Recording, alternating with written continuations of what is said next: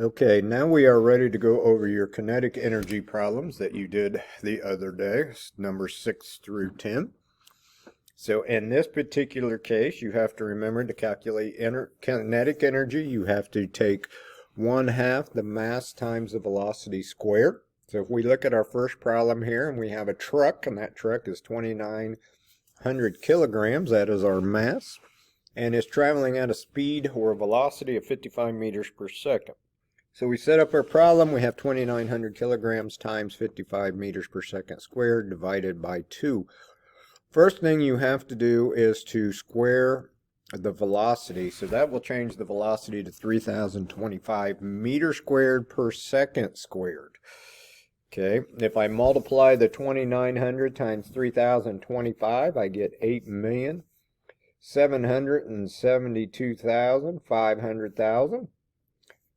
If I look at my units, they become kilograms meter squared per second squared. Then I still have to divide that by 2 or multiply by 1/2. So half of that 8,772,500 happens to be come out to 4,386,250.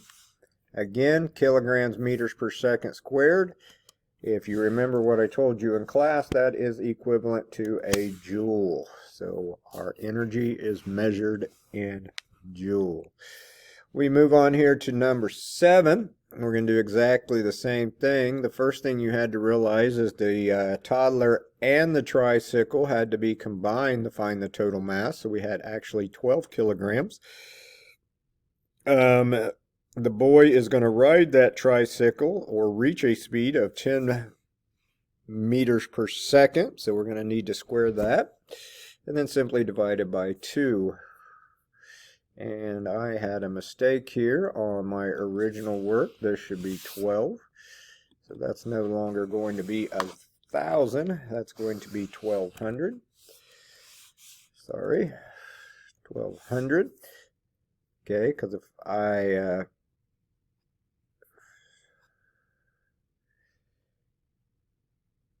take that, again, that's kilograms meter squared per second squared. And if I cut that in half, that's going to be 600. Again, I have kilograms meter squared per second squared. That is equivalent to a joule.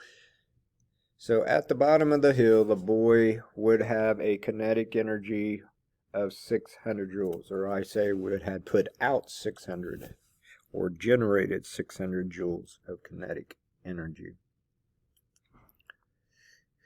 We move on number 8, and the volleyball player spiking the volleyball.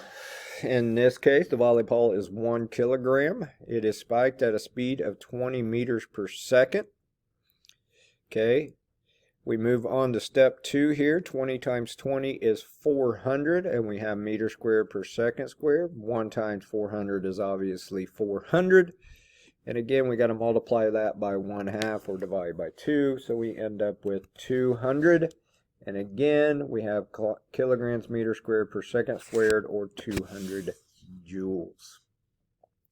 So again, each one of these should have ended in joules. That's what you were finding. You needed to make sure that you squared your velocity before you multiplied by the mass.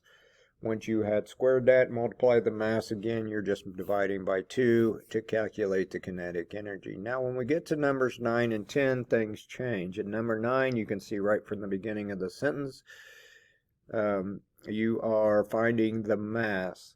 To find the mass, you have to take 2 times the kinetic energy and then divide that by the velocity squared. Okay.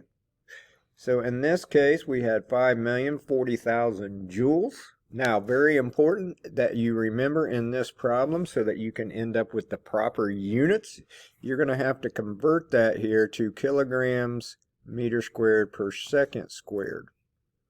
So I went ahead and multiplied the 2 times 5,040,000. I got 10,080,000 kilograms meter squared per second squared.